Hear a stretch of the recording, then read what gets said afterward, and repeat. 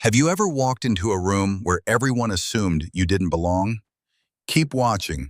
What these battle-hardened SEALs didn't know about the quiet woman they just humiliated would shake their entire world. The California sun hadn't yet cleared the Pacific horizon when Alexandra Thorne stepped through the gates of Naval Amphibious Base Coronado. 27 years old, 5'3", with blonde hair pulled back in a regulation bun so tight it could have been carved from stone. She wore standard Navy BDUs, battle dress utilities, without a single patch, no insignia, no rank, just fabric and purpose. The air smelled like salt and sweat and diesel fuel. Somewhere in the distance, the rhythmic crack of rifle fire echoed from the range. This was SEAL Team 3's compound. This was hallowed ground.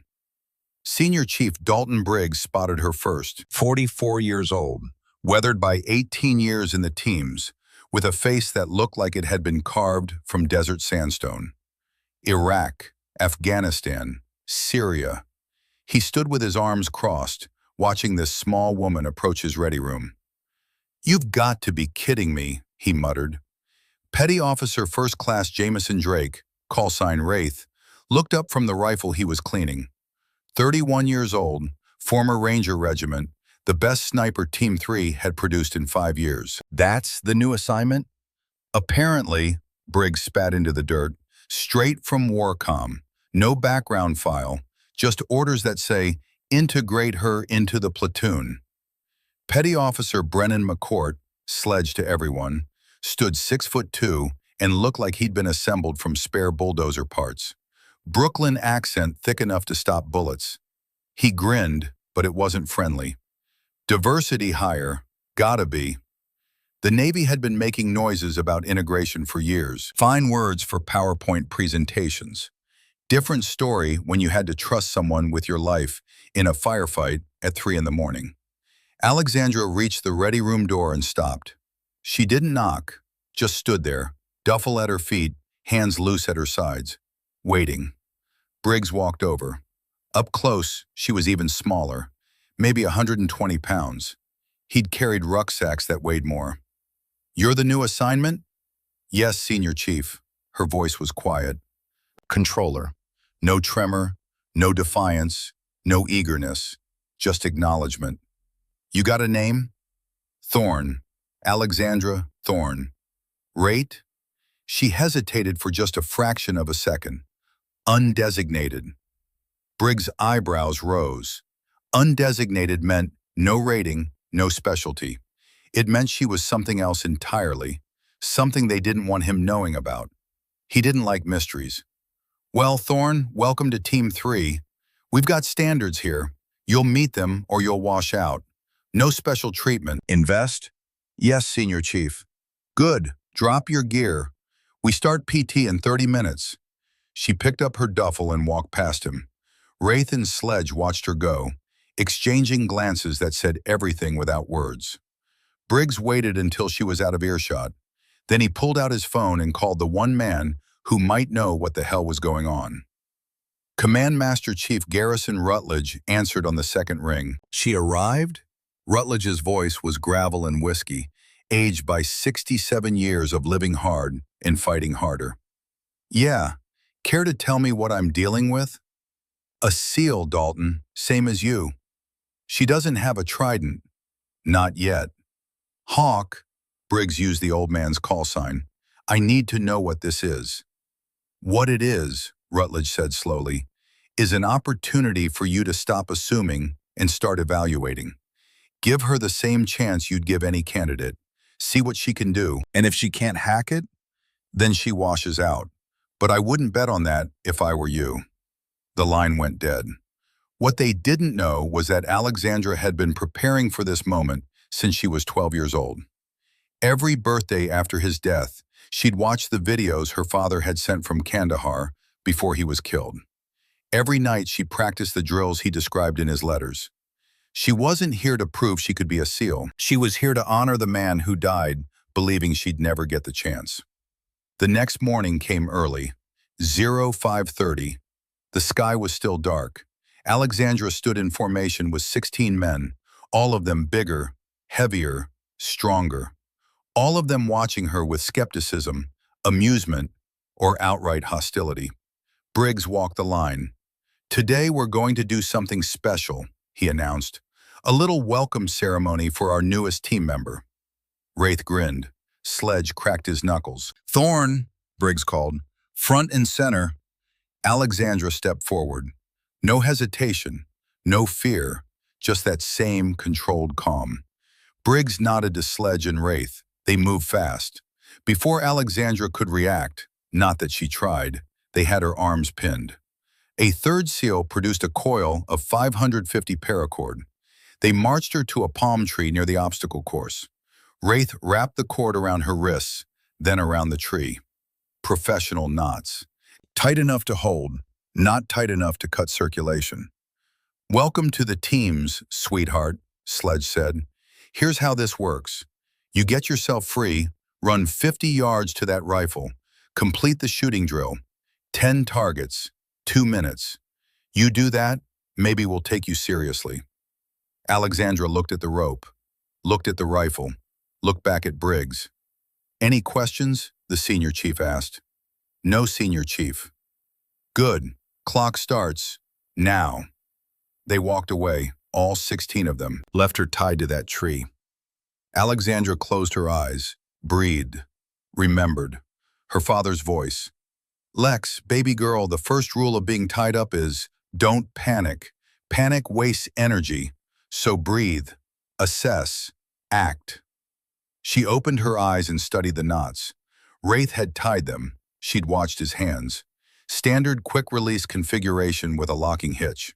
Smart for speed, vulnerable to pressure in the right direction. She tested her range of motion. Limited, but not zero. Her hands could rotate about 30 degrees. Enough.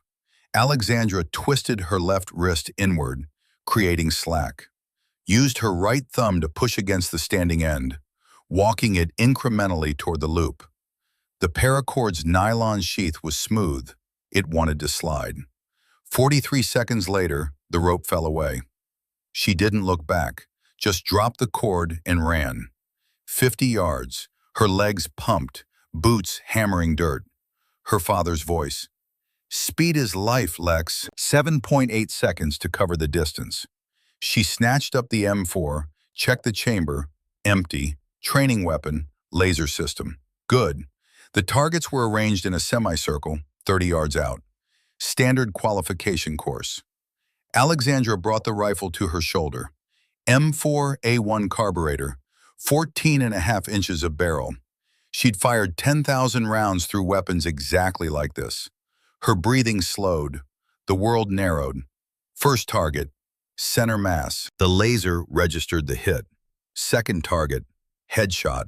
Faster now. Third, fourth, fifth. Her movements were mechanical, precise, no wasted motion. Target 6. Wind picked up from the left. She compensated without thinking. 7, 8, 9. Target 10. Smaller, further back. 50 yards instead of 30.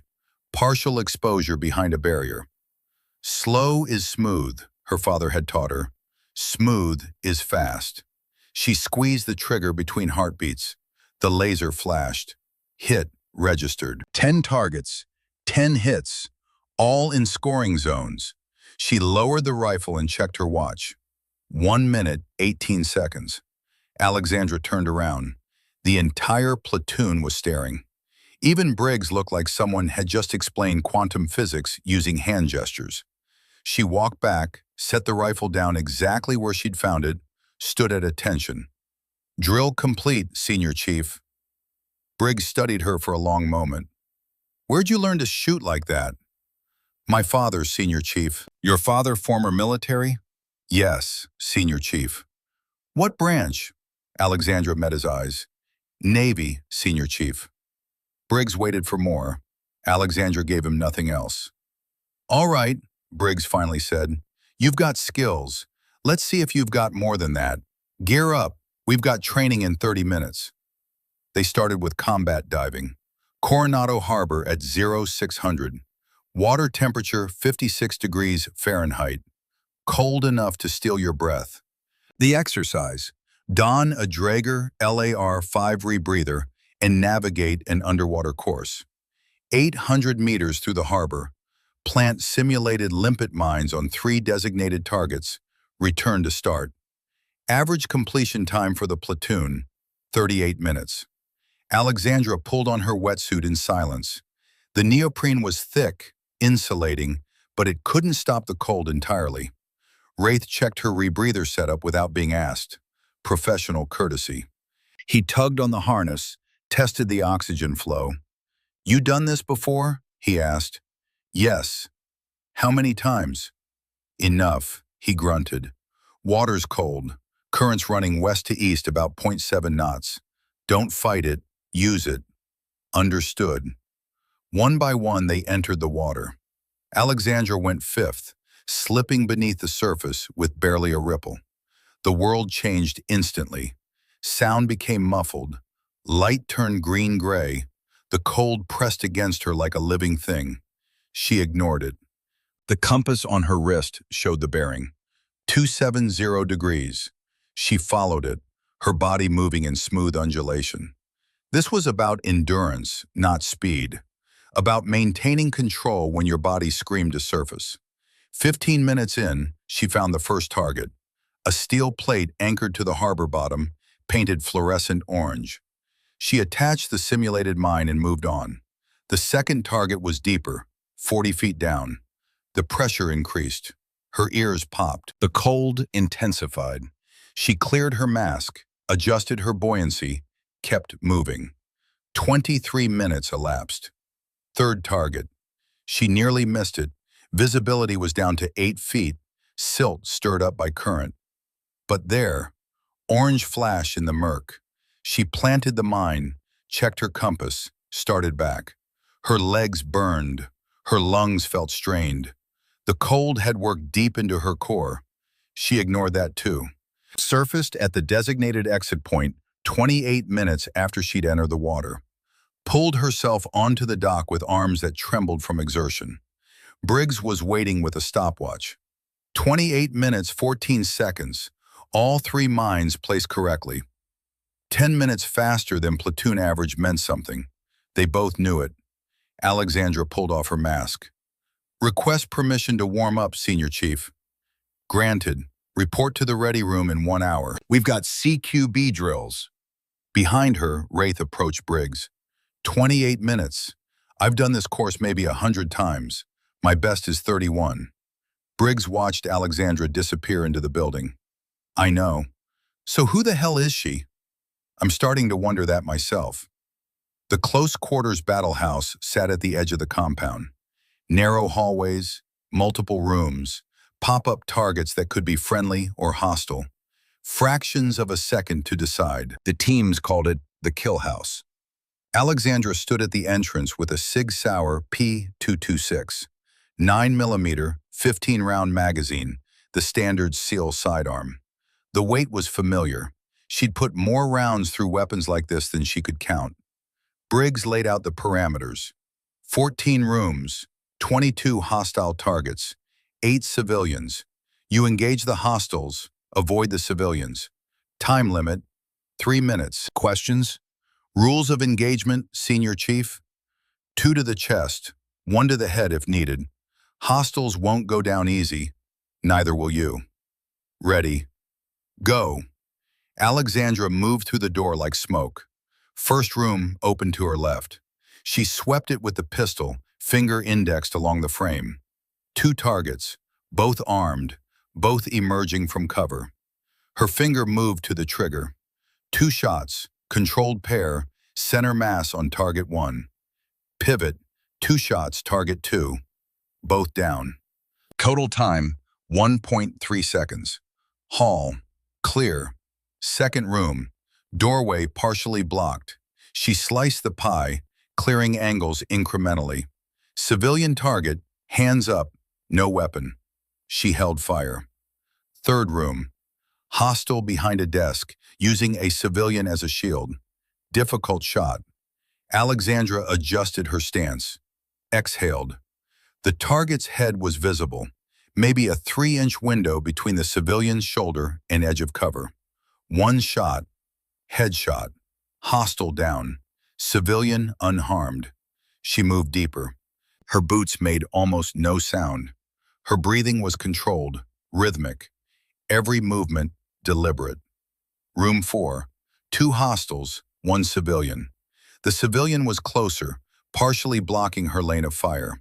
She went low, dropped to one knee, engaged under the civilian's arm line. 2 shots, first hostile. Rose, pivoted, 2 shots, second hostile. Both down. The rooms blurred together, target after target, each decision made in the space between heartbeats. Her father had taught her this too, in dry fire drills in their garage when she was 16. CQB is like music, Lex. Feel the tempo, move with the beat, but never rush.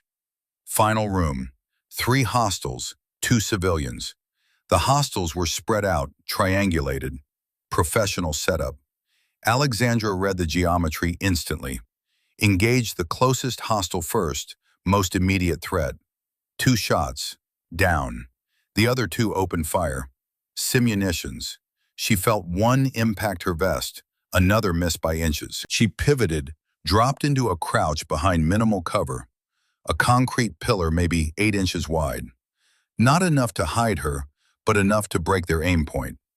Engaged hostile 2 from her crouch. 2 shots, down. Hostile 3 was moving, repositioning. Smart. She tracked his movement, led him by maybe 6 inches, fired. 2 shots, both hit. Silence. She cleared the room one more time, verified all threats down, safed her weapon. Stepped out of the kill house. Briggs was staring at his stopwatch like it had personally insulted him.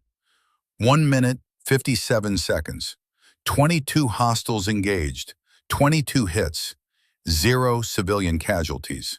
He looked up. The platoon average is 2 minutes, 41 seconds. Our best shooter, he nodded at Wraith, runs it in 2:04. Alexandra said nothing, just stood there, weapon at low ready. Where did you train? Briggs asked again. Home, Senior Chief. My father set up a range. Your father must be one hell of an instructor. He was, Senior Chief. Was, past tense. Briggs caught it but didn't push. All right, we've got one more test today. Night operations, sniper qualification. Report to the range at 1900 hours. Dismissed. Alexandra turned to go. Thorne, she stopped, turned back. You're good, better than good. But good alone doesn't make you a SEAL. We'll see if you've got the rest.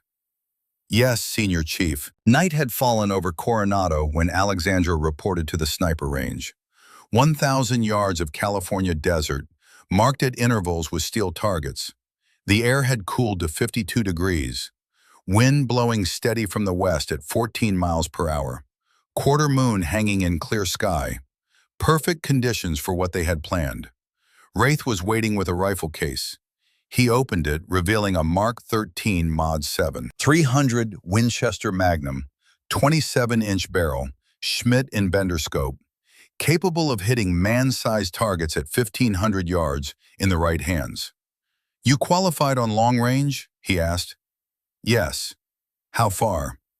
1,000 yards, sometimes farther. He grunted. This test is 5 targets at 1,000. Low light conditions. Night vision and illuminated reticle. Wind's your biggest challenge. 5 shots. You need 3 hits to pass. Most shooters needed 10 shots or more to get 3 hits under these conditions.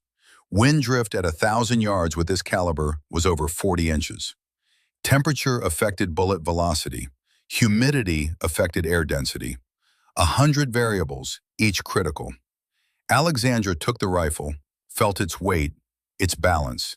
Checked the scope mounting, the bolt action, the trigger pull. Everything was properly configured. She settled into prone position behind a shooting mat. This would take time. Rushing long-range shots was guaranteed miss. Target 1 is at 975 yards, bearing 095 degrees, Wraith said. Engage when ready. Alexandra looked through the scope. Night vision painted the world in shades of green. The target was a 12 by 12-inch steel plate, barely visible. She pulled out a small notepad and pen, started calculating.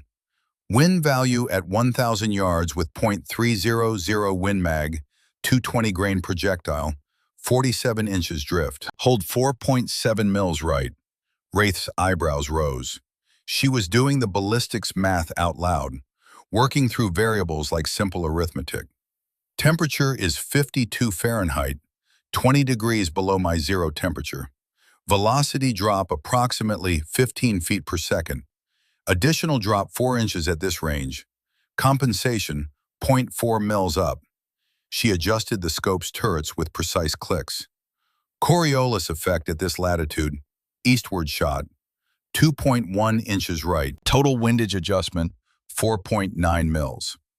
Wraith knelt beside her, watching through a spotting scope. He'd run these calculations hundreds of times. She was right. Every number, every adjustment, perfect. Alexandra settled behind the rifle, controlled her breathing, felt the rhythm of her heartbeat, waited for the space between beats where the world went still. Squeezed the trigger. The rifle kicked. The suppressor muted the blast to a loud crack. Downrange, the steel plate rang. Kit. Center mass. Holy shit, Wraith muttered. Target 2, Alexandra said calmly. Range and bearing? 1,025 yards, bearing 110. She recalculated, adjusted, fired, ring, hit, target 3, target 4, target 5, 5 shots, 5 hits, all within a 3-inch group at ranges exceeding 1,000 yards in low-light conditions with variable wind. When she finished, Alexandra safed the rifle and stood up, brushed dust from her uniform. Wraith stared at her like she just performed magic. Nobody shoots like that. Not without years of advanced training. Scout sniper school, minimum. I had a good teacher. Your father again. Yes. Who was he? Really? Alexandra looked at him. In the moonlight, her eyes were shadows. Someone who believed I could do this. That's all that matters. Across the range, half hidden in shadows near the equipment shed, Command Master Chief Garrison Rutledge watched her go. 67 years old, and he'd been doing this work since before Alexandra was born. He'd seen thousands of operators, trained hundreds, deployed with the best of the best. And watching her walk away from that range, he saw William Thorne, saw the same economical gait, the same quiet confidence, the same absolute competence that came from 10,000 hours of practice distilled into moments of perfect execution. Wolf, he whispered to the night, your daughter is everything you said she'd be. He pulled out his phone, typed a quick message to Briggs. Give her the real test. She's ready. The next 72 hours were a blur of training, day operations, night operations, maritime insertions, helicopter fast rope training, demolitions, medical drills. Every skill that separated SEALs from regular infantry, every competency that took years to develop, Alexandra demonstrated with quiet, methodical precision. She didn't boast, didn't showboat, just performed when called upon, then stepped back. Sledge was the first to crack. On the 3rd day, during a breaching exercise, he pulled her aside. Look, I need to know, are you some kind of prodigy? Because this isn't normal. Alexandra checked her breaching charge, 2 pounds of C4 configured in a linear-shaped charge. I didn't pick it up fast. I've been training since I was a kid. Why?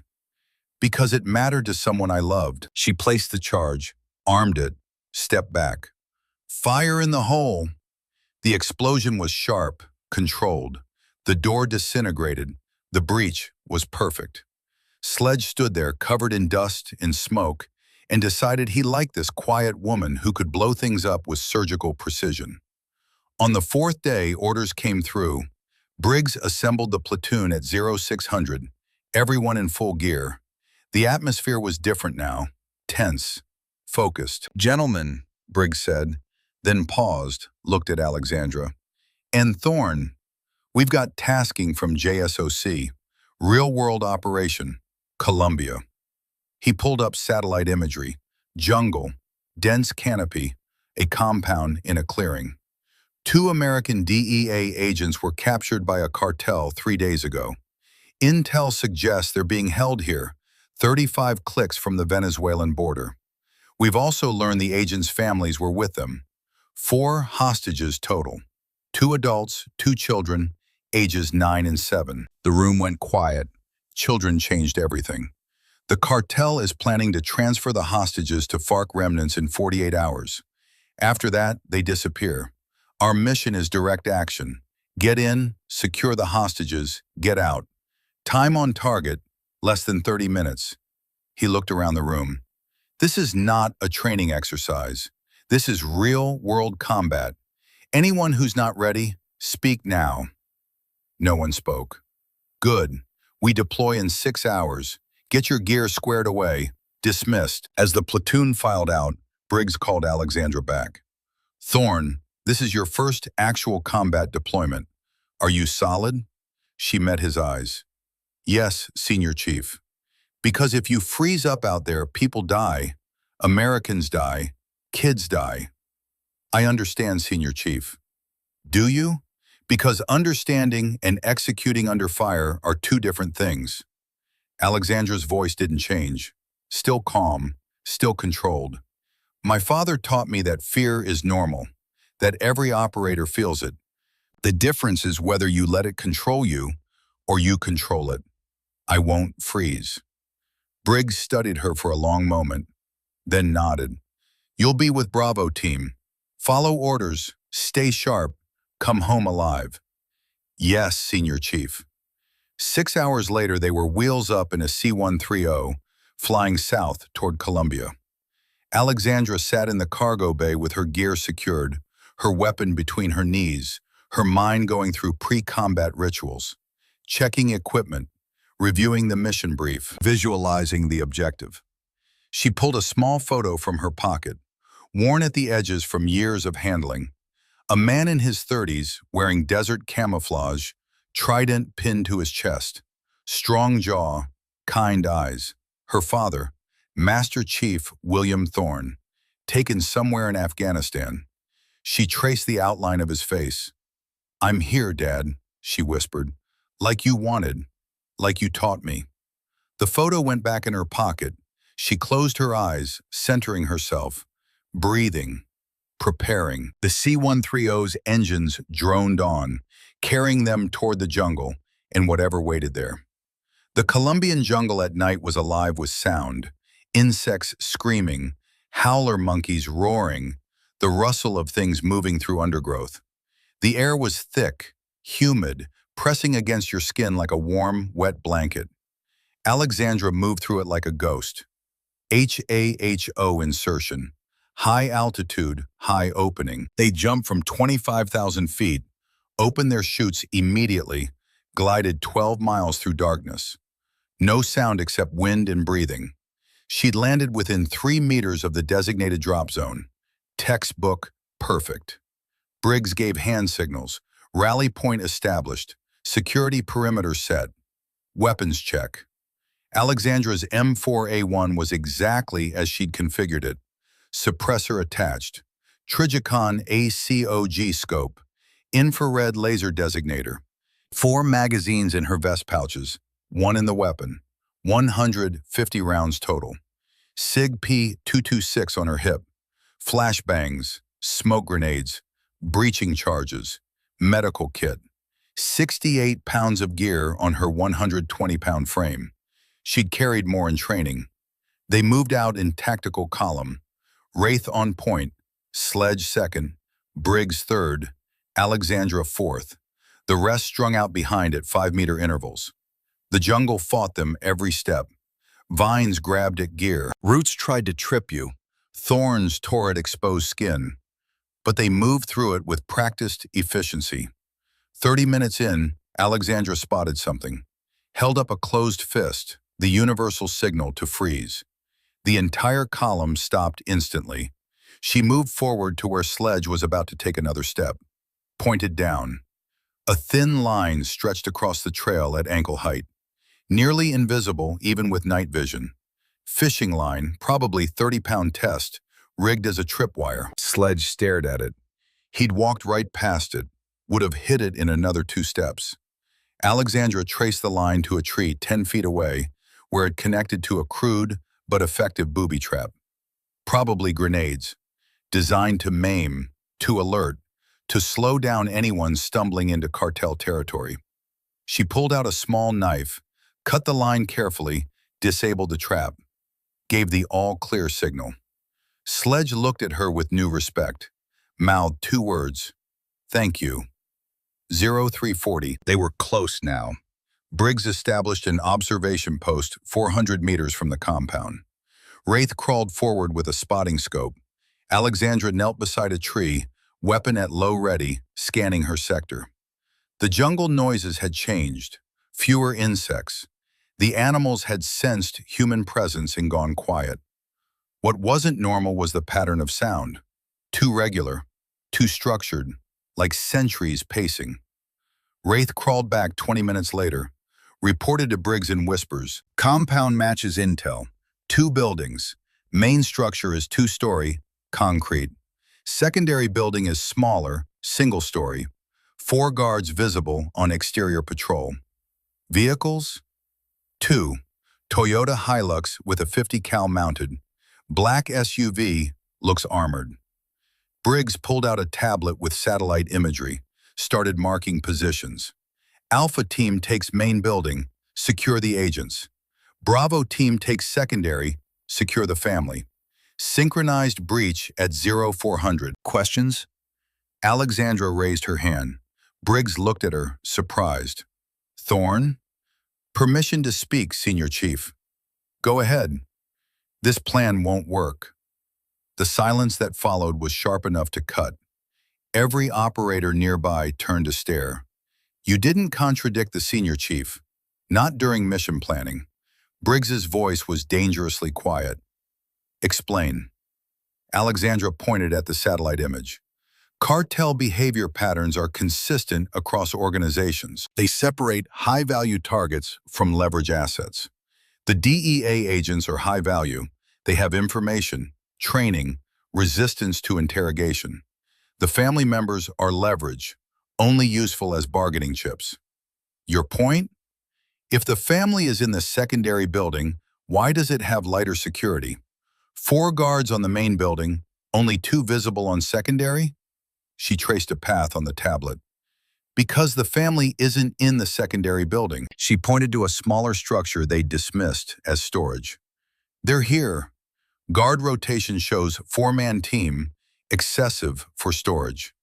And look at the windows, bars on the inside, recently installed. That's a holding cell, not a warehouse. Briggs studied the image. So did the other team leaders. If Thorne's right, one of them said slowly, and we breach the main building first, the cartel will use the kids as bargaining chips, execute them to slow us down or force negotiation. Or they'll use them as shields, Wraith added. Kids are small, perfect cover. Briggs looked at Alexandra. You've studied cartel tactics? Yes, Senior Chief. Los Espectros specifically. They've used this pattern in 4 previous operations. Separate the valuable from the leverage. Make you choose which to save first. How do you know this? I read the intelligence reports, Senior Chief. All of them, including the classified ones from DEA operations over the past 3 years. Briggs' eyes narrowed. Reading classified DEA reports required clearance levels a brand new SEAL shouldn't have. But this wasn't the time to interrogate her. Recommendations? Simultaneous assault on all 3 buildings, but the small structure gets priority extraction. We secure the children first, evacuate them immediately, then support the main assault. If the cartel knows we have the kids, they lose their leverage. They'll fold faster or run. It made tactical sense, cold, hard sense. But it also meant splitting the team thinner. Meant trusting this woman who'd been with them less than a week to read a situation correctly. From the shadows behind them, a voice spoke, gravel and whiskey and authority. She's right. Everyone turned. Command Master Chief Garrison Rutledge stepped into the moonlight. 67 years old, and he could still move like smoke when he wanted to. "Hawk," Briggs said, "you're supposed to be at the TOC. Changed my mind. Wanted to see this operation firsthand." Rutledge looked at the tablet. "Wolf and I ran similar operations in Panama, '89. Noriega's people used the exact same tactics. Separate the valuable from the leverage. Thorne's read is correct." The use of her father's call sign, Wolf, made Alexandra's breath catch, but she didn't react visibly. Briggs studied them both, then nodded. "All right, we adjust the plan. Bravo team, you've got the small building. That's Thorne, Wraith, and Rodriguez. Your objective is the children. Get them out fast. Alpha team takes the main building for the agents. Charlie team suppresses secondary and provides overwatch. We hit all three simultaneously at 0400. He looked at Alexandra. "You'll have tactical command of Bravo. Think you can handle it?" It was a test. He was giving her 3 lives to be responsible for, plus 2 children. If she failed, people would die. "Yes, Senior Chief." "Good, because I'm trusting you. Don't make me regret it." 0355. Final approach. Alexandra moved through the darkness with Wraith and Rodriguez, a quiet, competent operator from Texas who'd been with the teams for 6 years. They circled wide, approaching the small building from the northwest. She could see the structure now through night vision. Concrete block construction, flat roof, 1 door, 2 windows with interior bars exactly as she'd predicted. 2 guards outside, both armed with AK pattern rifles. One smoking, the other checking his phone. Sloppy, unprofessional. These weren't soldiers, they were thugs with guns. Alexandra keyed her radio, whispered into the throat mic. "Bravo in position, 2 hostiles visible, entry point identified, awaiting execute." Briggs responded. "Alpha in position." Another voice. "Charlie in position." 30 seconds of silence. Alexandra counted her heartbeats, checked her weapon one more time, glanced at Wraith and Rodriguez. They were ready. The question was whether they could trust her to do hers. Briggs's voice cut through the night. "All elements, stand by, stand by, execute, execute, execute." The world exploded into controlled violence. Alexandra moved first, breaking from cover in a dead sprint. 20 meters to the door, the guards heard her coming, started to react. Wraith's suppressed M4 coughed twice. Both guards dropped. Headshots, clean. Alexandra hit the door without slowing. Locked. Rodriguez was already there with a breaching charge. Small amount of C4 configured to blow the lock without bringing down the structure. Couldn't risk collapsing the building on the kids. "Fire in the hole." The charge detonated, loud but focused. The door blasted inward. Alexandra went through before the smoke cleared, weapon up, scanning for threats. The interior was a single room. Dim light from a battery-powered lantern. 4 cartel members, all turning toward the explosion, all reaching for weapons. She engaged the closest one. Double tap, center mass. He went down, pivoted, second target. He'd gotten his rifle up. She was faster. 2 rounds. Down. Rodriguez came through behind her, took the third target. The fourth one was smart. He'd moved behind the children. 2 small figures huddled in the corner, bound and gagged, eyes wide with terror, using them as shields. Alexandra's rifle was already tracking him. She had a shot, just barely. 3 inches of skull visible between the girl's shoulder and the edge of his body. At this range, maybe 8 feet, with adrenaline pumping and children in the line of fire, it was the kind of shot that could haunt you forever if you missed. "Suelta el arma," she said in Spanish. "Drop the weapon." The man screamed something, probably threats. The AK-47 in his hands was shaking. Wraith was off to her left, trying to get an angle. Rodriguez to her right, same problem. The man had positioned himself perfectly. Only Alexandra had the shot. her father's voice in her head. Calm, steady. When the shot matters most, Lex, that's when you slow down. Breath, sight picture, trigger press. The fundamentals don't change just because the stakes are high. She exhaled halfway, let the rifle settle, found the tiny window between innocent and hostile, felt the trigger break clean and smooth. One shot. The man's head snapped back. He fell. The children screamed through their gags. Clear, Alexandra called. She was already moving to them, slinging her rifle, pulling out a knife to cut their bonds. Bravo has the packages.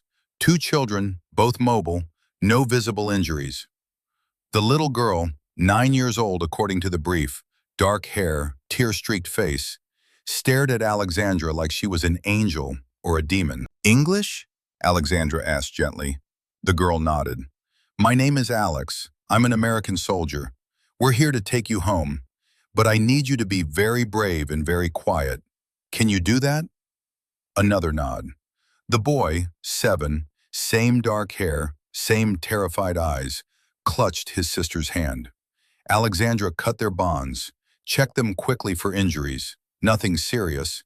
Dehydrated, scared, but physically intact. Rodriguez, take point. Wraith, rear security. I'll cover the kids. We moved to the rally point, fast and quiet. They exited the building into chaos. The main compound was a firefight. Muzzle flashes in the darkness. The rapid hammering of automatic weapons. Shouts in Spanish. The deeper bark of American rifles. Alpha Team had hit resistance. The DEA agents were in the main building, but the cartel had more fighters than expected. Alexandra keyed her radio. Bravo has packages secure, moving to rally point. Negative, Briggs responded. His voice was strained. Gunfire in the background. Alpha is pinned down. 2nd floor, northeast corner. We need support. She looked at the children, looked at Rodriguez and Wraith. The rally point was 400 meters east. The kids would be safe there. But Alpha Team was in trouble. Americans were in danger. This was the choice they trained you for. The impossible math. Save the innocent or save your brothers. Rodriguez, take the children to rally point. Fast as you can. Don't stop for anything. Ma'am, you'll need... That's an order. Get them out of here. Rodriguez hesitated for maybe half a second, then nodded. Yes, ma'am. Come on, kids. Stay close to me. They disappeared into the jungle. Alexandra turned to Wraith. We're going to support Alpha. 2 of us against unknown number of hostiles. Bad odds. Yeah, but they're our brothers. Wraith grinned. It wasn't a nice expression. Then let's go make the odds worse for the bad guys. They moved toward the main building, using cover, staying low. The firefight was intense. Cartel fighters were everywhere. 15, maybe 20. Some were professional, ex-military, based on movements and fire discipline. Others just spraying bullets. Alexandra and Wraith reached the south wall. Briggs's voice crackled over the radio. Taking fire from multiple positions. Can't reach the packages. They're locked in a 2nd floor room. We breach. We're walking into a kill zone. Alexandra scanned the building. Saw the problem immediately. Single stairway to the 2nd floor. The cartel had fortified it. Anyone trying to go up those stairs would be cut down. But there was another option. Wraith, can you get to an overwatch position? That ridge 200 meters northeast? He looked where she pointed. Higher ground, clear line of sight. Yeah, take me 3 minutes. Do it. When you're in position, start taking out targets, primary to anyone covering that stairway. What are you going to do? Find another way in. She didn't wait for his response. Moved along the wall, staying in shadows. The building had been constructed quickly, cheaply. Concrete blocks, rebar, corrugated metal roof. The kind of structure that goes up in a week and falls apart in a decade, which meant weaknesses. She found one on the west side.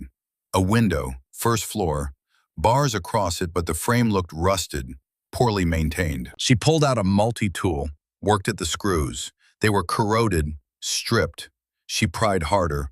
The frame gave way with a metallic screech. She froze. Listened. Nobody came running. The firefight was too loud for anyone to notice one small sound. Alexandra removed the bars, opened the window, slipped inside. The interior was dark. She switched her night vision to thermal mode.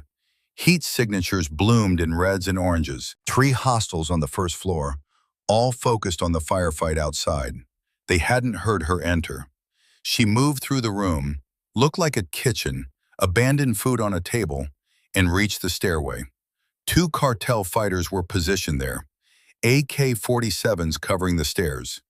Anyone coming up would walk into crossfire.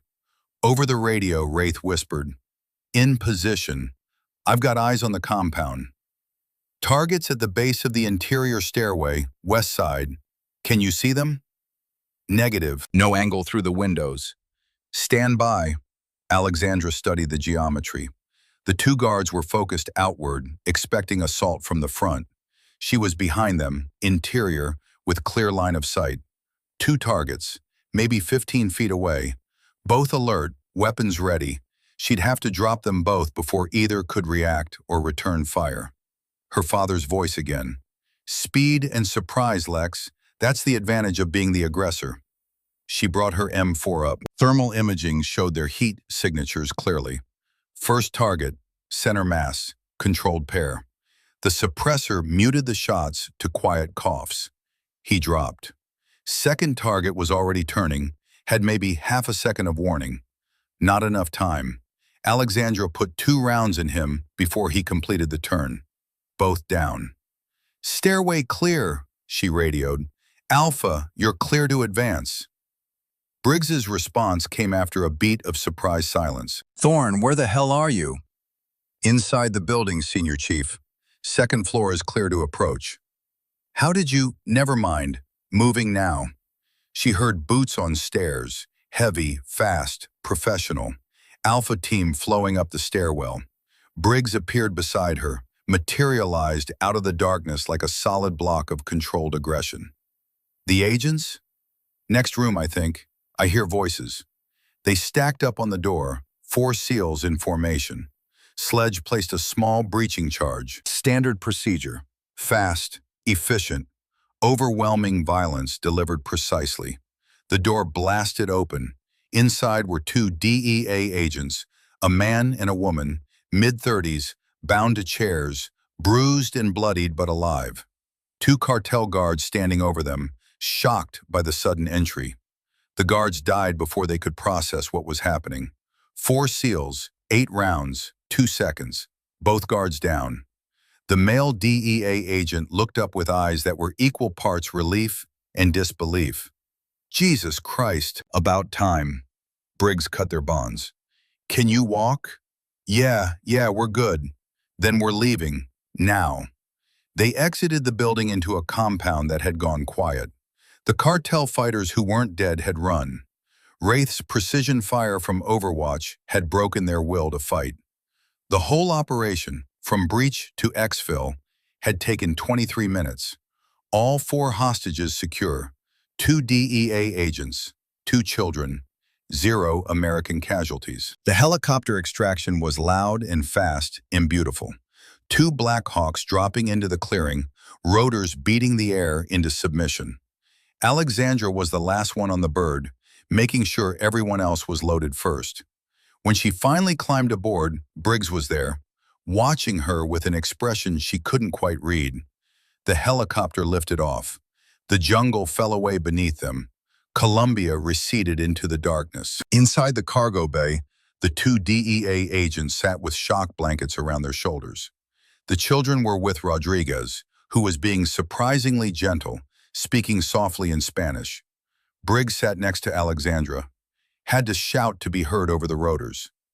"That was the most reckless, tactically brilliant thing I've seen in 20 years.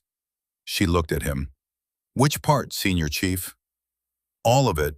Changing the plan, taking command of Bravo, entering that building alone. You could have gotten killed a dozen different ways. But I didn't." "No, you didn't." He studied her for a long moment. "Your father, you keep mentioning him. What was his name? Alexandra hesitated. This was the moment, the reveal she'd been avoiding. Before she could answer, Hawk Rutledge appeared from the front of the helicopter.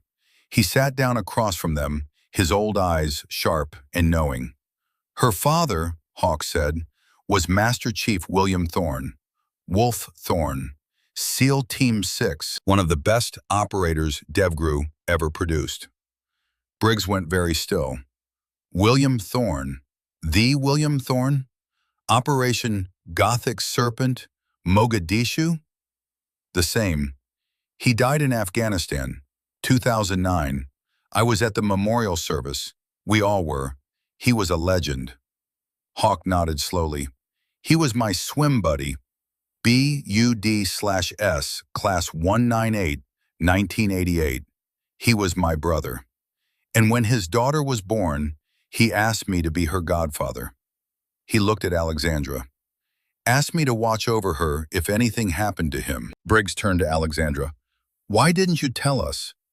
Because I needed you to see me, she said quietly. Not his legacy, not his reputation, me, what I could do, what I'd earned. You think we would have treated you differently? Yes. He wanted to argue, but they both knew she wasn't wrong. If they'd known from day one that she was Wolf Thorne's daughter, everything would have been different. Special treatment, maybe, or extra scrutiny, or just the weight of expectation that comes from being the child of a legend. She'd wanted to earn her place on merit alone, and she had.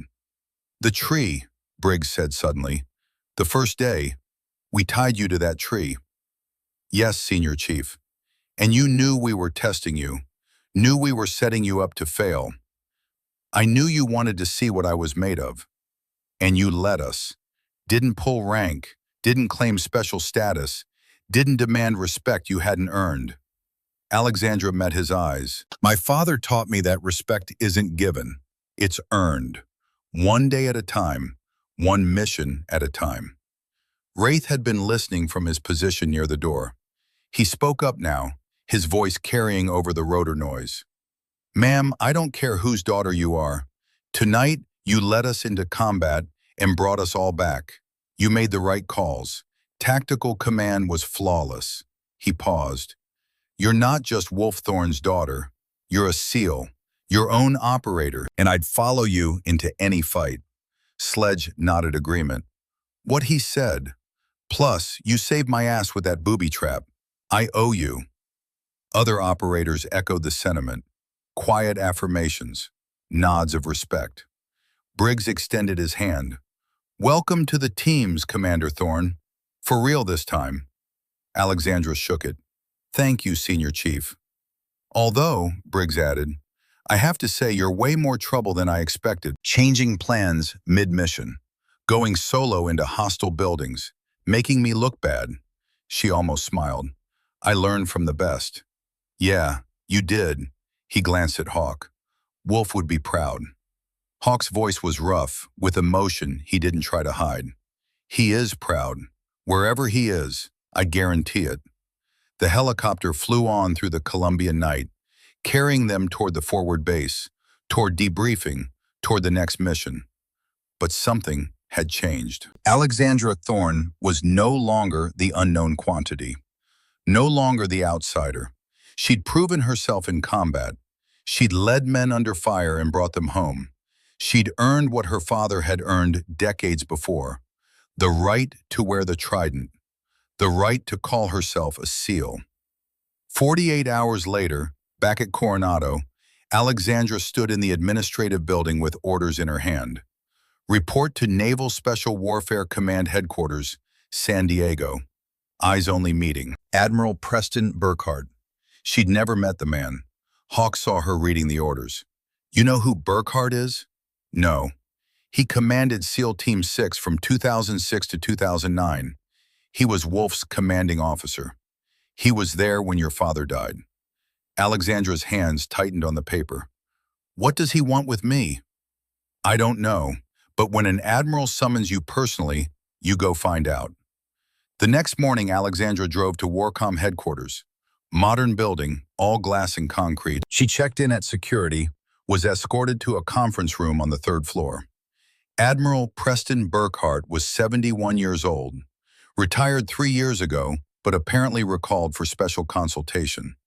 He had the weathered look of a man who'd spent decades in the sun and salt, the hard eyes of someone who'd made life-and-death decisions and lived with the consequences. He stood when she entered, extended his hand. "Lieutenant Commander Thorne, thank you for coming." She shook his hand. "Sir, please sit," and close the door. She did both. The room was small, windowless, swept for surveillance devices. ASCIF, Sensitive Compartmented Information Facility. Whatever they were about to discuss was classified. Burkhart studied her for a long moment. "You look like your mother, but you move like Wolf. I watched the after-action footage from Colombia. Your tactical decisions, your leadership. It was like watching him operate again." "Thank you, sir." That wasn't a compliment. It was an observation. He pulled out a file folder, set it on the table between them. "What I'm about to tell you is classified at the highest levels. TSSCI, need-to-know basis. You cannot discuss this with anyone outside this room without my explicit authorization. Understood?" "Yes, sir." "Good." He opened the folder. Inside were photographs, documents, intelligence reports. "Your father's death in Afghanistan. The official report says he was killed in a Taliban ambush. Heroic last stand, died protecting his team. Navy Cross awarded posthumously." "I know the story, sir. I was at the funeral." "The story," Burkhart said heavily, "is a lie." The words hung in the air like smoke. Alexandra's world tilted. "What?" Wolf's team was running a joint operation with CIA Special Activities Division. They were hunting a high-value target in Helmand Province. The operation was compromised. He slid a photograph across the table. "By this man." The photo showed a man in his 40s, dark hair, hard face, wearing civilian clothes but moving with military precision. He was standing next to other operators, including one Alexandra recognized immediately, her father. His name is Marcus Devereaux, CIA operative, SAD Division. He'd been selling intelligence to the Taliban for 2 years. Your father discovered evidence, planned to report it. Devereaux couldn't allow that. Burkhart's voice was flat, factual, but Alexandra could hear the weight beneath it, the guilt, the rage. "Devereaux arranged the ambush, made sure Wolf's team walked into a kill zone, made sure your father didn't walk out. Then he filed the after-action report, painting himself as the lone survivor of a heroic but doomed mission." Alexandra's hands were shaking. She pressed them flat against the table to hide it. "You knew this. You knew and you did nothing." "I suspected. I didn't know." Not with certainty, not with proof. Burkhart's face was carved from stone. "I tried to investigate, hit walls everywhere.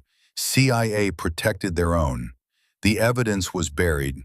Witnesses were reassigned or retired. I couldn't prove what happened without getting more good people killed." "So you just let him get away with it?" "Yes, and it's haunted me every day for 15 years. He met her eyes. "I'm sorry. I failed your father. I failed you." Alexandra wanted to scream, wanted to flip the table, break something, hurt someone, wanted to do anything except sit here and accept that her father had been murdered, and nobody had done anything about it. But she was a SEAL. SEALs controlled their emotions, channeled their rage into purpose. "Why are you telling me this now?" Burkhart slid another document across. More recent, surveillance photos, intelligence assessments. "Because Devereaux has gone fully rogue.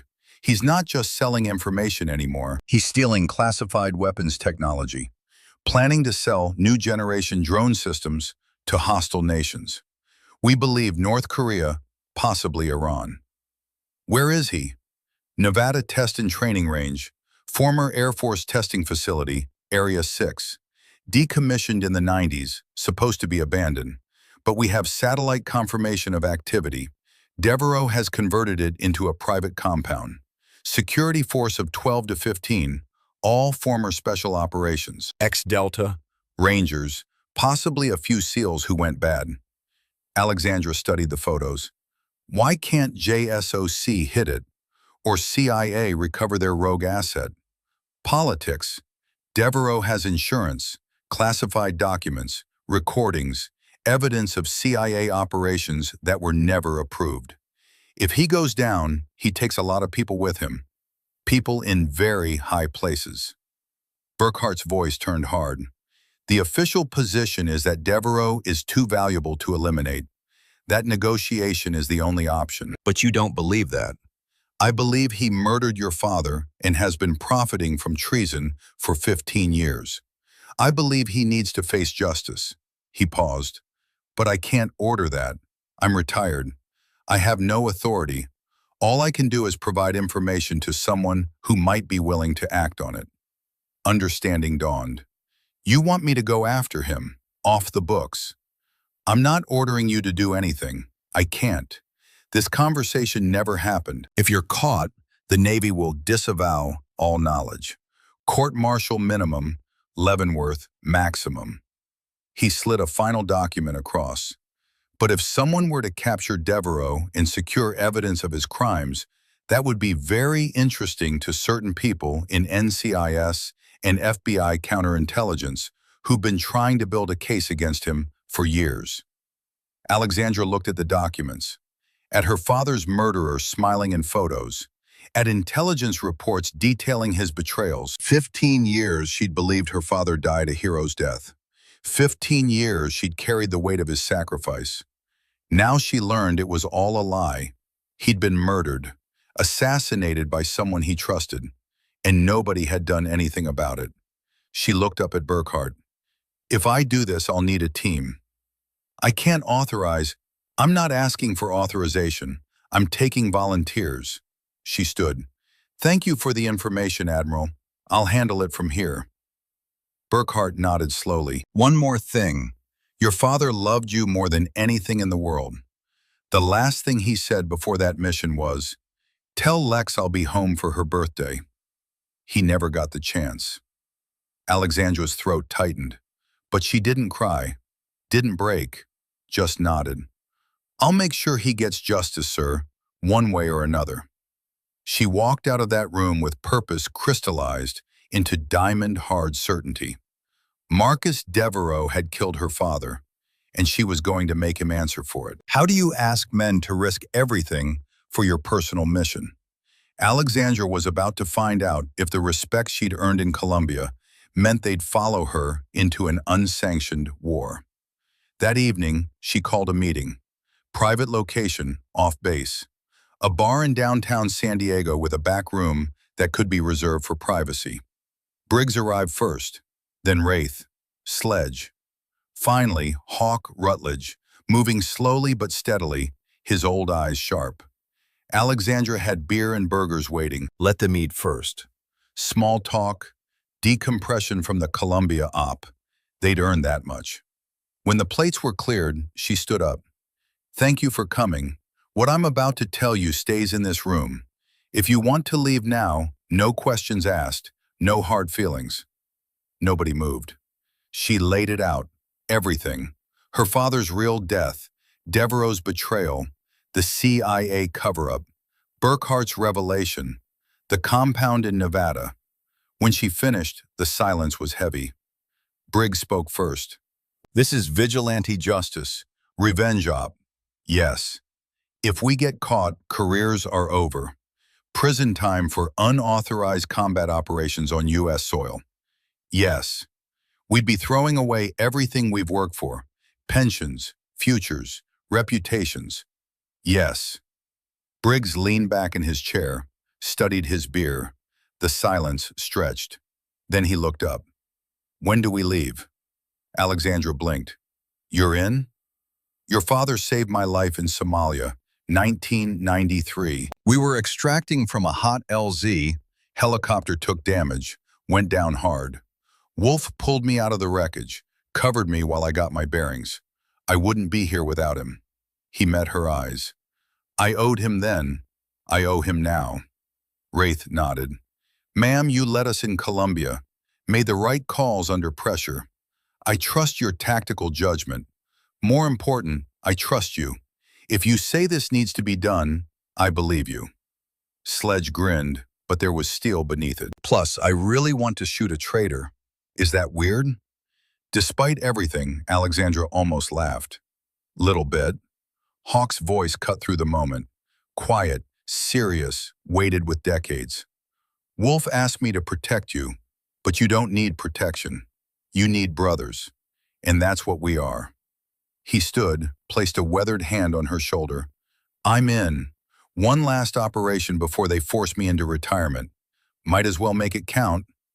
Alexandra looked at them. These men who'd tested her, doubted her, tied her to a tree and made her prove herself. These men who'd become brothers. This isn't a sanctioned operation. No air support, no QRF, no official backup. We get caught, we're on our own. Understood, Briggs said. We could die doing this. Wouldn't be the first time we've faced those odds. She nodded, felt something settle in her chest. Purpose, direction. Then let's plan it out.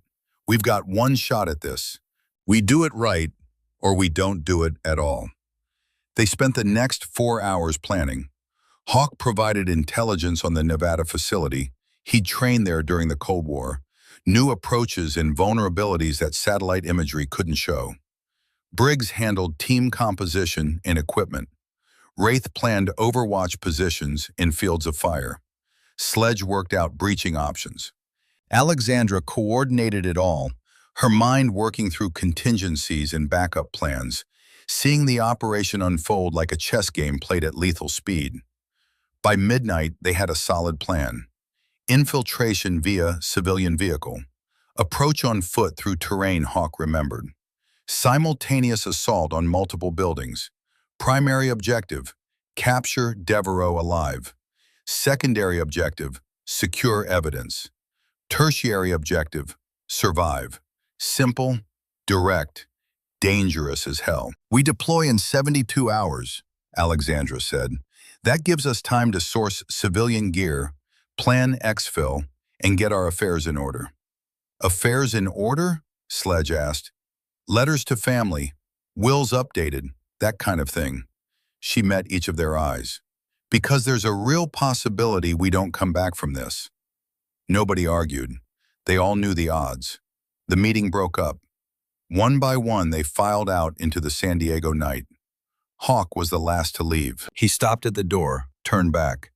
Lex, your father would tell you this is too dangerous, that revenge isn't worth dying for. I know, but he'd also tell you that some fights are worth the risk, that justice matters, that standing up for what's right, even when it costs you everything, is what separates us from the people we fight against. What would you tell me? Hawk smiled, sad and proud at once. I'd tell you that you're not doing this alone, that your father's brothers are your brothers now, and that we've got your back no matter what. He left. Alexandra stood alone in the empty room, surrounded by maps and documents and the ghosts of decisions made. She pulled out her phone, opened her photo gallery, found the picture of her father in Afghanistan, strong and alive and smiling. I'm coming for him, Dad, she whispered to the image. Devereaux is going to answer for what he did. I promise you that. The photo didn't respond, just looked back at her with eyes that she saw every time she looked in a mirror. She put the phone away, turned off the lights, walked out into the California night to prepare for war. 3 days later, they were ready. Civilian SUV loaded with gear, hidden under camping equipment. 5 SEALs dressed like weekend adventurers heading to the desert. Weapons broken down and packed in duffel bags. Night vision, suppressors, breaching charges, all concealed, all deniable. They left Coronado at 1800 hours, 6-hour drive to Nevada. They'd arrive at midnight, stage for 4 hours, hit the compound at 0400. Alexandra drove the first shift, Briggs in the passenger seat, Hawk, Wraith, and Sledge in back. The conversation was light at first. Old war stories, complaints about the Navy, the kind of talk that kept your mind off what was coming. But as the miles rolled past, as California gave way to Nevada, as civilization thinned and the desert opened up around them, the talk dried up. Everyone alone with their thoughts. Midnight found them parked 8 miles from the compound. They geared up in silence. BDOs, tactical vests, weapons assembled and loaded. Night vision checked and rechecked. Comms tested. Hawk pulled out an old map, hand-drawn from memory. The facility was built in 1962. Cold War nuke testing support site, abandoned in 1994. But the infrastructure is still there. 3 main buildings. He traced a path with his finger. This dried riverbed runs northwest to southeast, passes within 400 meters of the main building. They won't be watching it. Nobody remembers it exists except old-timers like me. How do you know it's still there? Wraith asked. Flash floods could have changed the terrain. Could have, but desert topology is stable. My bet is it's still viable. Alexandra studied the map.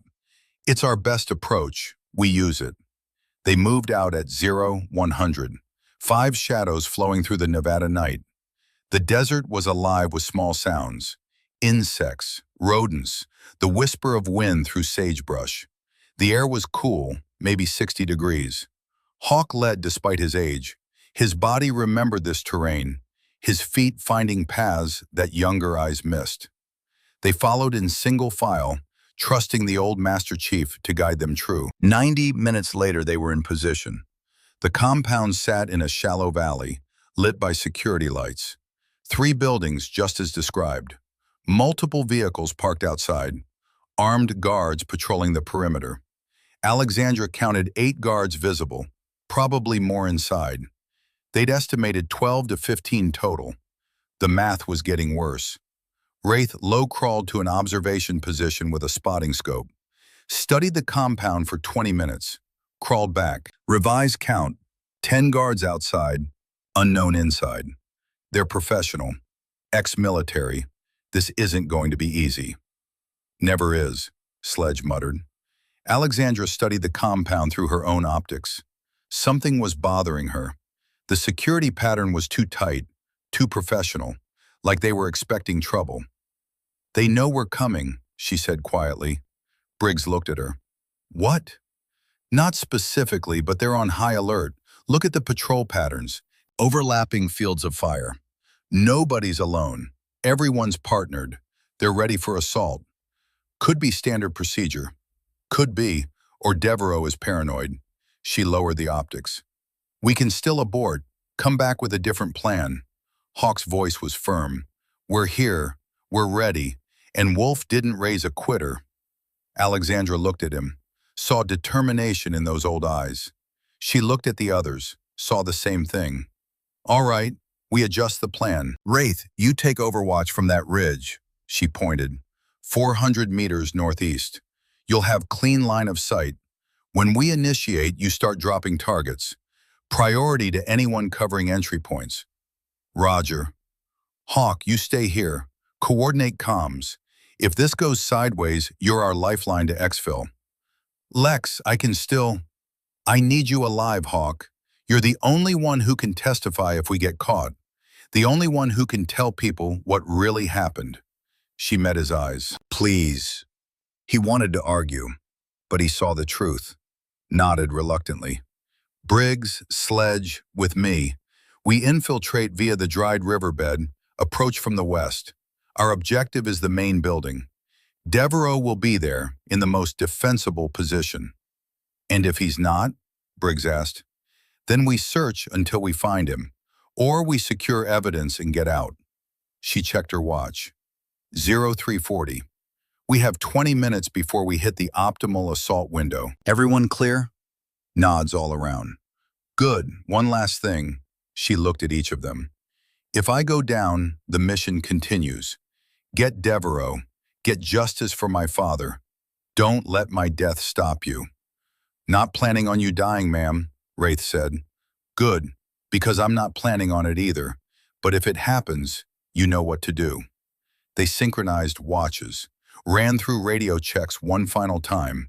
Then Wraith broke off toward his overwatch position. Hawk settled into his coordination point. Alexandra, Briggs, and Sledge moved toward the dried riverbed. The next phase would determine everything: success or failure, justice or death. Alexandra thought about her father, wondered if he'd be proud or horrified that she was here. Probably both, but it didn't matter. This had to be done. For him, for justice, for the truth. They reached the riverbed, dropped into it, started moving toward the compound, toward Marcus Devereaux, toward answers 15 years in the making. The dried riverbed was exactly where Hawk had said it would be. A scar in the desert floor, maybe 8 feet deep, 30 feet wide, running straight as an arrow toward the compound. Perfect concealment. Alexandra moved through it like smoke, Briggs and Sledge behind her. They covered ground fast, the sandy bottom muffling their footsteps. 400 meters, 300, 200. At 100 meters they stopped, took position behind the lip, peered over carefully. The compound was close now. Too close. They could hear the guards talking in low voices, smell cigarette smoke on the wind. Alexandra checked her watch. 0358, 2 minutes. She keyed her radio, whispered into the throat mic. Bravo in position, standing by. Wraith's voice came back. Overwatch in position. I've got eyes on 10 hostiles. Clear shot on 6 of them. Hawk responded from the coordination point. Acknowledged. Execute on my mark. 60 seconds. Alexandra's heart was pounding. Adrenaline singing in her veins. This was it. No turning back. She glanced at Briggs. He gave her a thumbs up. Sledge patted his breaching charges. Ready. Hawk's voice. 30 seconds. Alexandra brought her M4 to her shoulder, flipped off the safety, felt the weight of it, the balance, the familiar comfort. 15 seconds. She thought about her father, about Devereaux, about justice. 10 seconds. Deep breath. Focus. The world narrowed to this moment. 5, 4, 3, 2, 1. Execute. The night exploded into violence. Wraith's rifle spoke first. A single suppressed crack that carried across the desert like a whisper of death. 400 meters away, one of the exterior guards dropped. Headshot. Clean. Professional. The other guards hadn't even registered the sound before Wraith fired again. Second target down. Alexandra was already moving, up and out of the riverbed, sprinting across open ground toward the compound's west wall. Briggs and Sledge flanked her, weapons up. Third guard spotted them, started to raise his AK-47. Wraith's third shot dropped him before he could bring the weapon to bear. 30 meters to the wall. 20. 10. Alexandra hit the concrete and pressed herself against it, breathing hard but controlled. Briggs and Sledge stacked up behind her. They moved along the wall toward the nearest entry point, a service door on the southwest corner. The compound was coming alive now. Shouts in English, running footsteps, the chaos of men waking to violence. Sledge reached the door first, checked it, locked. Heavy steel, good lock. He pulled out a small breaching charge, placed it precisely over the lock mechanism. Breaching, he whispered. The charge detonated with a sharp crack. The lock disintegrated. Sledge kicked the door open. Alexandra went through first. Weapon up, night vision painting the world in shades of green. Interior corridor, concrete walls, fluorescent lights flickering overhead. A contractor appeared from a doorway to her left. Former military, she could tell from his movement. He was fast, professional. Not fast enough. Alexandra put 2 rounds center mass. He dropped. Briggs flowed past her, clearing the next room. Sledge covered their rear. They moved through the building like surgical instruments, cutting through flesh. Every movement deliberate. Every shot placed exactly where it needed to be. Room after room, corridor after corridor. 4 more contractors engaged. 4 more down. Over the radio, Wraith's calm voice provided updates. 2 hostiles moving to your position from the north hallway. 20 seconds. Alexandra held up a fist. The team stopped, waited. The 2 contractors appeared around the corner, moving fast but not careful enough. They were expecting to flank someone. Instead, they walked into a prepared ambush. Briggs and Alexandra fired simultaneously. Both targets dropped. "Clear," Alexandra called, moving to second floor. The stairwell was narrow, defensible, exactly the kind of kill zone that got people dead. Alexandra studied it, looking for options. Sledge had the same thought. "We go up those stairs, we're sitting ducks." "Agreed. Alternative entry?" Briggs pointed to the ceiling. "HVAC ducts, if they're big enough." Alexandra looked up, saw the vent cover. Large, maybe 2 feet by 2 feet, big enough for a person. Barely. "Sledge, give me a boost." The big man laced his fingers together. Alexandra stepped into his hands and he lifted her like she weighed nothing. She pulled out her knife, worked the vent cover loose.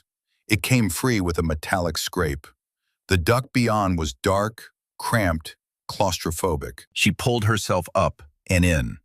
The metal groaned under her weight, but held. She crawled forward using elbows and knees, her M4 dragging along beside her. The duct ran horizontally for maybe 20 feet, then angled up. She followed it, moving as quietly as possible. Metal wasn't made for stealth. Every movement produced small sounds. She just had to hope the chaos outside masked them. Another vent cover ahead. Light spilling through the slats, she peered through. Second floor corridor. Empty. But she could hear voices from nearby rooms. Men shouting orders. The sharp metallic sound of weapons being loaded. They were organizing, getting ready for a coordinated defense. She needed to move fast. Alexandra worked the vent cover loose from inside, pushed it out carefully.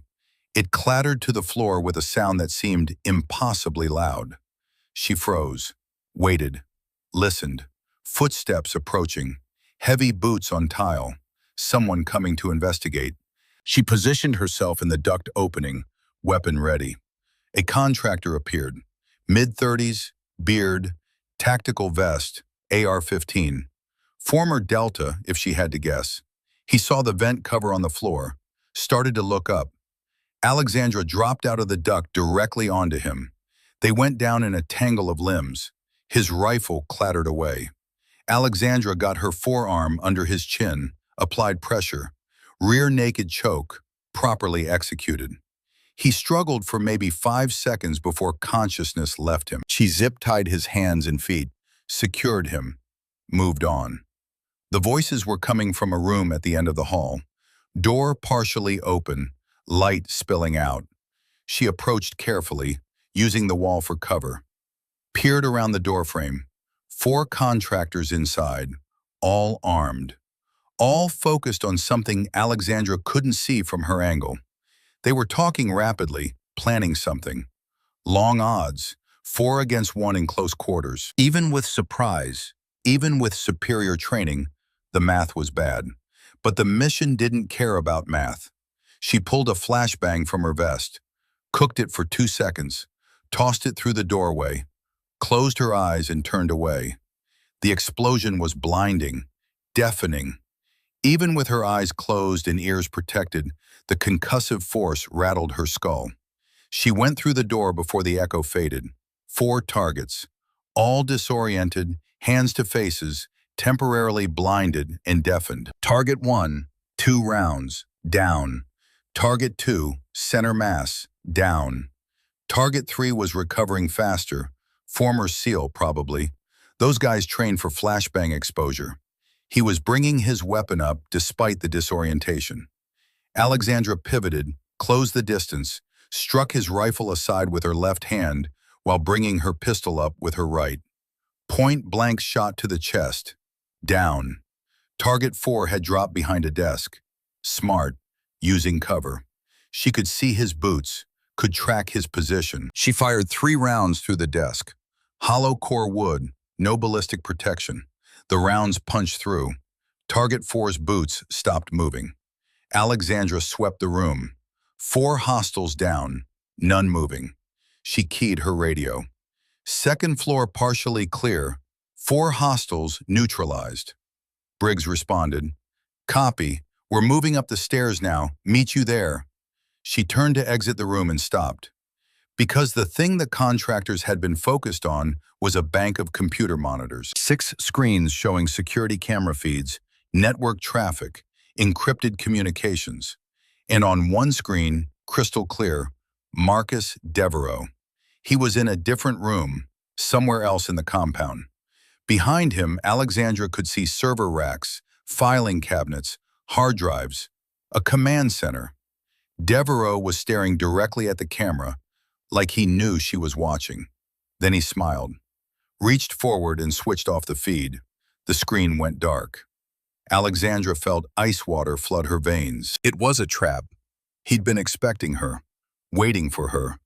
She spun toward the door just as the building's lights cut out. Total darkness. Her night vision automatically compensated, switching to thermal imaging. The world turned into heat signatures and shadows. Over the radio, urgent voices. Briggs. We've lost power. Switching to NVGs. Hawk from the coordination point. I've lost camera feeds. Going blind. Wraith. Still have visual on exterior. 3 hostiles moving toward a small outbuilding, northeast corner. Looks like they're setting up a defensive position. Alexandra processed the information in seconds. Devereaux had cut the power deliberately. He was in that outbuilding. He was going to make a run for it. She keyed her radio. All elements, primary target is in the northeast outbuilding. He's preparing to exfil. We need to move now. On our way, Briggs responded. Alexandra ran. Through the dark corridors, down the stairs, through rooms she'd cleared minutes before. Her night vision turned everything into ghostly green shapes. She hit the exterior door at full sprint, burst out into the compound. Gunfire erupted immediately. Rounds snapped past her head, impacted the wall behind her. She dove left, rolled, came up behind a concrete barrier. The defensive position Wraith had mentioned. 3 contractors were dug in there, using good cover, laying down suppressive fire. Wraith's voice. Reaper, I've got angle on 2 of them, taking shots. His rifle cracked twice. 2 of the 3 contractors dropped. The 3rd one adjusted position, found better cover. Smart, professional. Alexandra assessed the geometry. The outbuilding was 60 meters away. Between her and it, the 3rd contractor, open ground, and probably more hostiles she couldn't see yet. Bad odds getting worse. She keyed her radio. Sledge, I need a distraction. Something loud. On it. 10 seconds later, the night lit up orange. Sledge had detonated something, probably a breaching charge on a vehicle's fuel tank. The explosion was massive, spectacular, drawing every eye in the compound. Alexandra ran. 60 meters. Her legs pumped, boots hammering dirt. Rounds chased her, but she was moving, zigzagging, making herself a hard target. 40 meters. The 3rd contractor spotted her, swung his weapon around. Wraith's rifle spoke.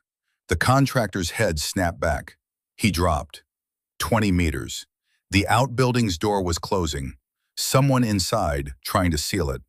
Alexandra hit the door with her shoulder. It flew open. She tumbled inside, rolled, came up with her weapon ready. The interior was small, single room, server racks lining the walls, a desk covered in hard drives and documents. A man crouched behind the desk. Marcus Devereaux, 58 years old, gray hair, hard eyes, Glock 19 in his hand. They stared at each other across maybe 15 feet. Lieutenant Commander Thorne, he said. His voice was calm, conversational. You look just like your mother, but you move like William. I'd recognize that style anywhere. Alexandra's M4 was trained on his center mass. Her finger rested on the trigger.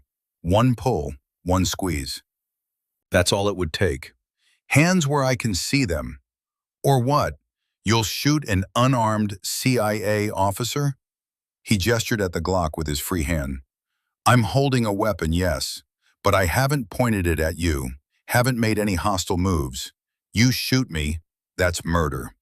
You killed my father. I eliminated a threat to operational security. His voice hardened slightly. William discovered classified information he wasn't cleared for. He was going to expose operations that were protecting American lives. I made a choice. Mission over personal loyalty. You murdered him. I followed orders, he paused. Orders that came from people much higher up the chain than me. You think I'm the villain here? I'm just the one who pulled the trigger. The people who gave the order are still in their offices, still making decisions, still running the show. Alexandra's hands were steady on her weapon, but her mind was screaming. 15 years of believing her father died heroically. 15 years of grief and loss. And this man was standing here, calmly explaining it away like it was a business decision. In that split second, Alexandra had to choose.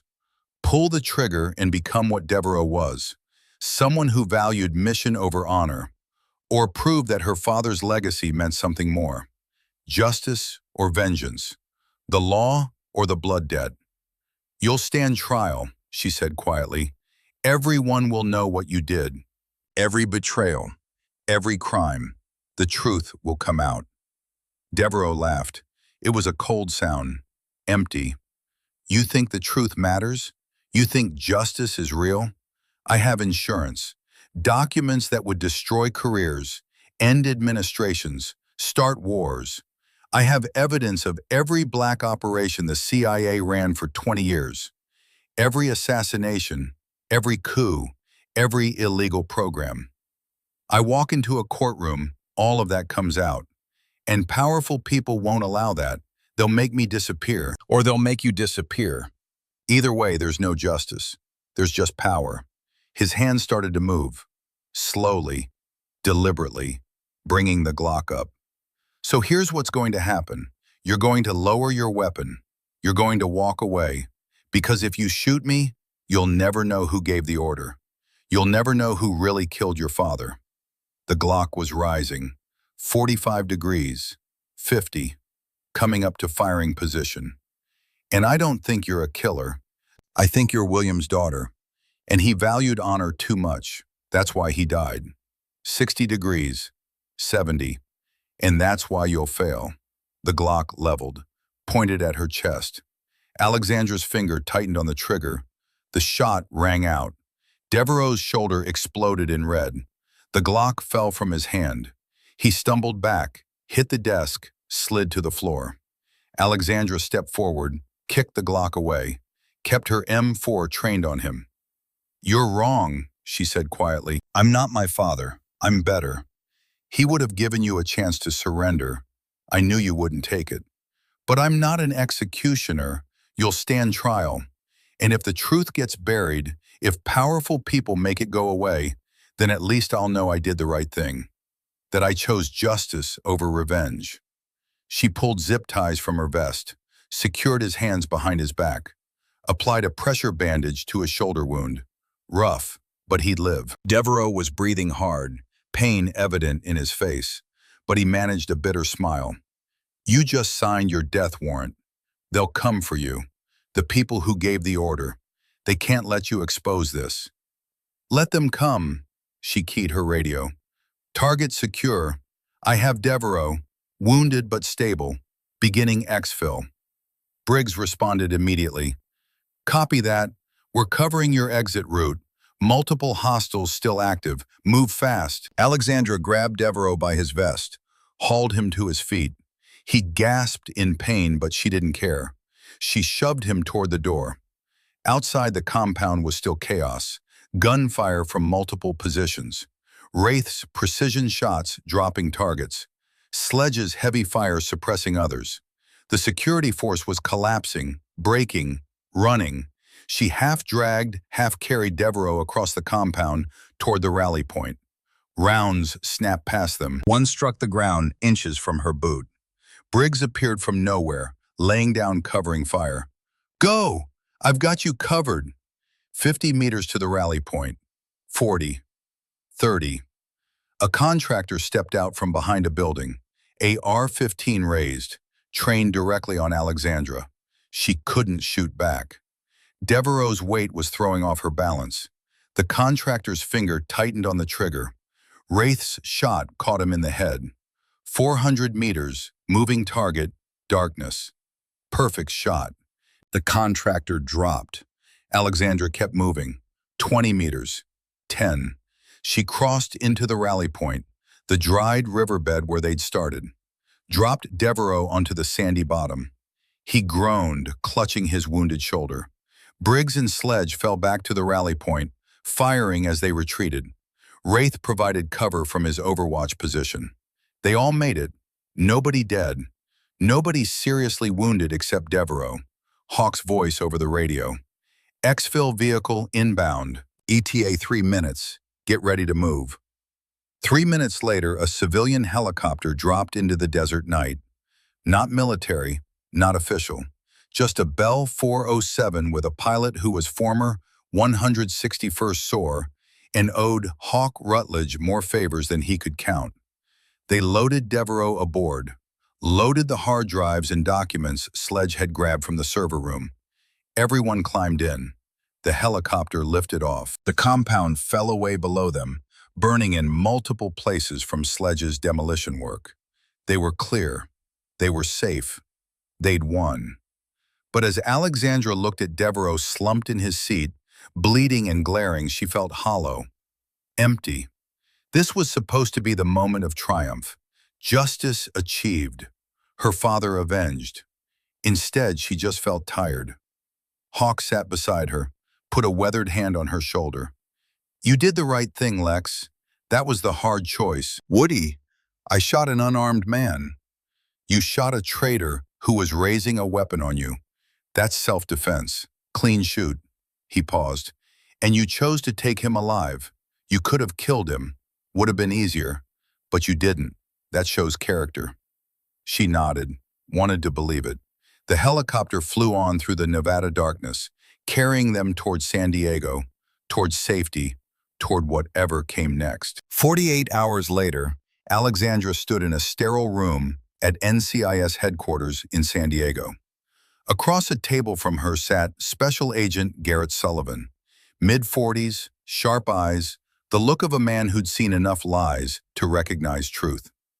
On the table between them, hard drives, documents, USB drives, everything they'd recovered from Devereaux's compound, everything that proved his crimes. This is enough, Sullivan said quietly. More than enough.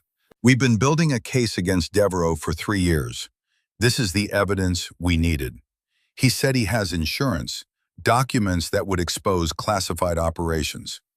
He does, and we'll deal with that, but he's not untouchable. Not anymore. Sullivan leaned forward. Your father deserves justice. William Thorne deserves his name cleared. This evidence makes that possible. What about the people above Devereaux, the ones who gave the order? Sullivan's face darkened. That's more complicated. If what Devereaux says is true, if the conspiracy goes as high as he claims, then prosecuting everyone involved would be nearly impossible. Too many powerful people, too much political blowback. So they get away with it. Some of them probably, but not all, and not forever. Once this investigation becomes official, once we start pulling threads, things have a way of unraveling. He met her eyes. Your father's official record will be amended. Posthumous Medal of Honor recommendation is already in the works. His death will be reclassified from KIA in combat to KIA in the line of duty, murdered by a traitor. That's not enough. No, it's not, but it's what we can do. And it's more than we had before you took this risk. Alexandra sat back, felt the weight of it all. They'd succeeded. Devereaux was in custody, evidence secured. Her father's name would be cleared. But the people ultimately responsible, the ones who'd given the order, who'd covered it up, most of them would never face consequences. That was the reality of justice in a world run by power and politics. Sullivan stood. For what it's worth, what you did was incredibly brave and incredibly reckless. Unauthorized military operation on U.S. soil. If this had gone wrong, you'd be in prison right now. I know. But it didn't go wrong, and Admiral Burkhardt has been working his contacts. Your team won't face charges. Officially, this operation never occurred. Unofficially?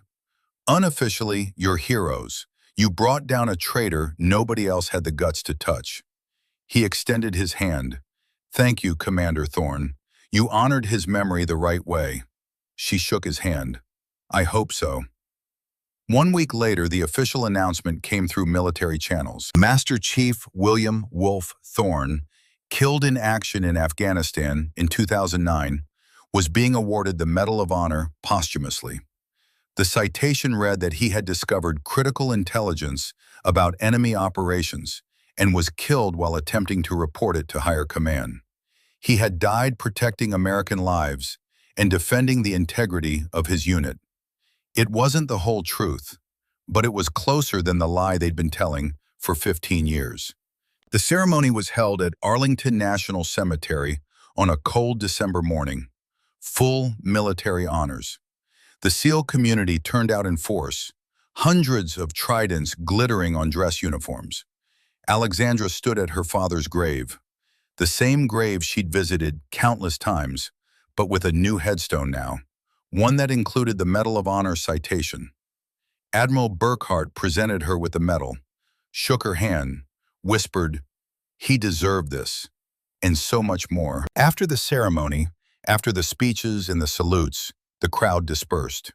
Alexandra stood alone at the grave. Not quite alone. Hawk Rutledge approached slowly. Dressed in his full uniform for the first time in years, ribbons covering his chest, trident polished to mirror brightness. He stood beside her in silence for a long moment. I kept my promise, he said finally. Watched over you, tried to protect you. You did more than that. You believed in me, stood with me when it mattered most. That's what brothers do. He looked down at the grave. Wolf and I made a lot of promises to each other, most of them about getting each other home safe. I failed him in Afghanistan, wasn't there when he needed me. That's haunted me for 15 years. But his daughter, his voice cracked slightly, his daughter brought his killer to justice, cleared his name, made sure the world knows he was a hero. You became exactly what he hoped you'd be. Alexandra felt tears on her cheeks, didn't bother wiping them away. I miss him. Every day. I see him in every sunrise, every training op, every time I put on the uniform. And I wonder what he'd think of who I've become. Hawk put his arm around her shoulders. He'd think you're exactly what a SEAL should be. Strong, brave, honorable. Someone who makes the hard choices and lives with the consequences. Someone who doesn't quit, doesn't give up, doesn't leave brothers behind. They stood there together as the December wind blew cold across the cemetery. Thousands of white headstones marching in perfect rows. Warriors who'd given everything. Somewhere in that vast field of sacrifice, William Thorne finally rested with honor restored. 2 weeks after the ceremony, official orders arrived. Lieutenant Commander Alexandra Thorne was being transferred. New assignment, new unit. She opened the orders with Hawk, Briggs, Wraith, and Sledge present. They'd gathered at the same bar where she'd first asked them to join her mission. Full circle.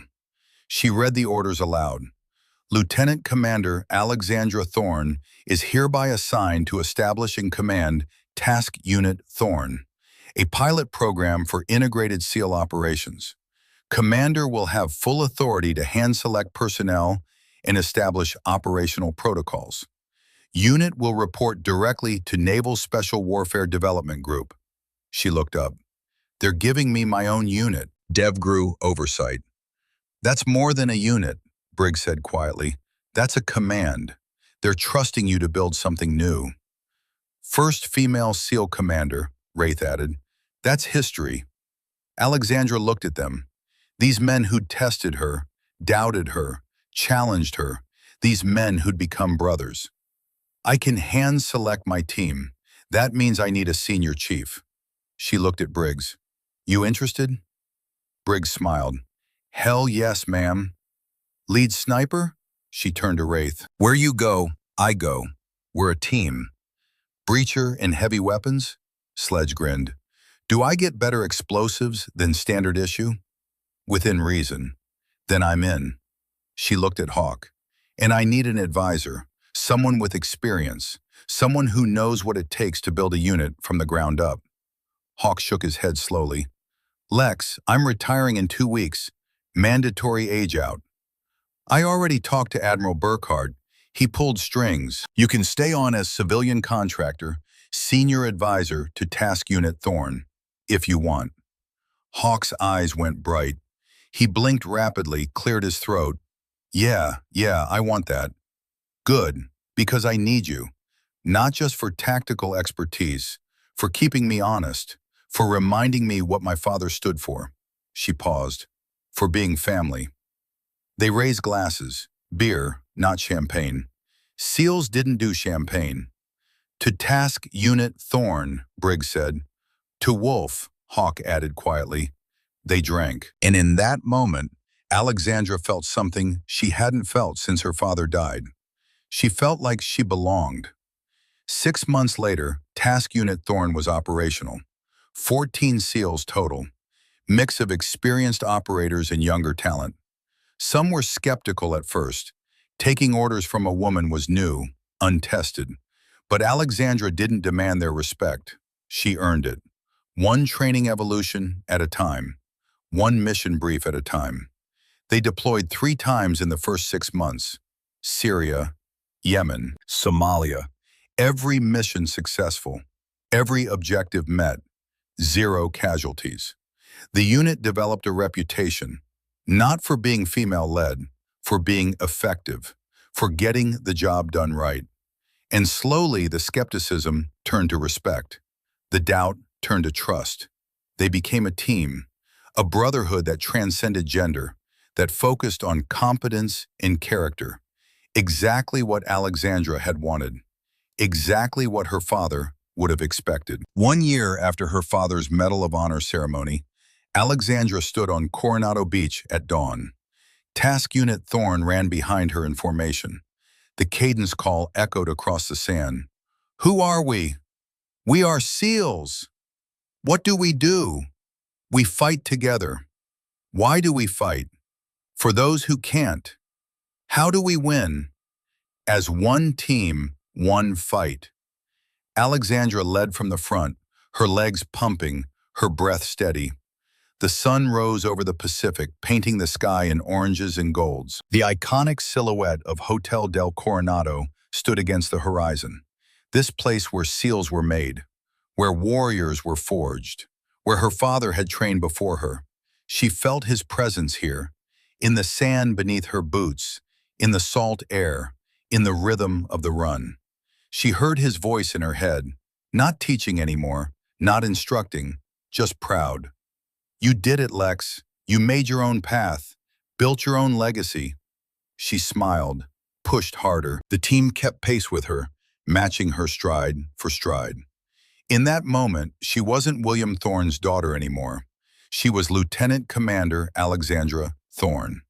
SEAL Team Commander, leader of warriors, someone who'd earned her place through sweat and blood and sacrifice.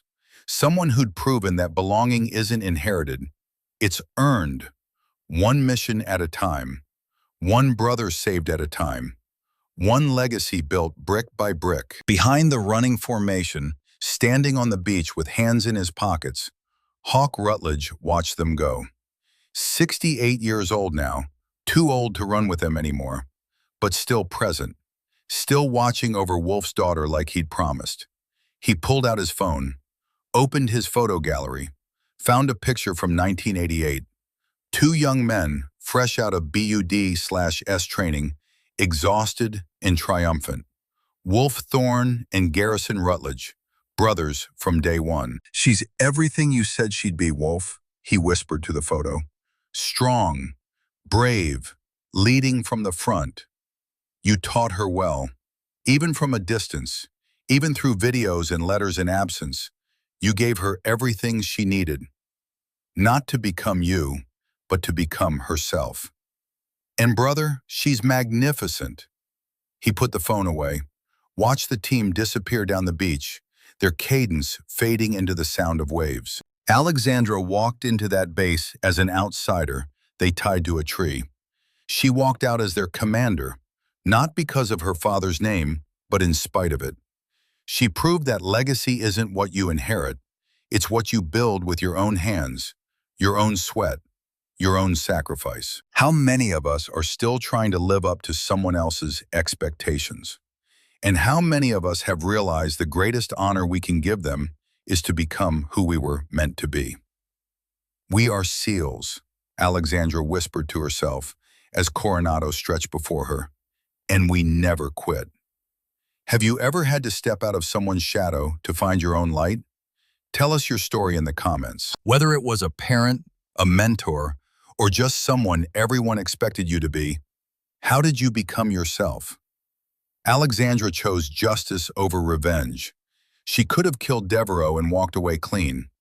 Do you think she made the right choice?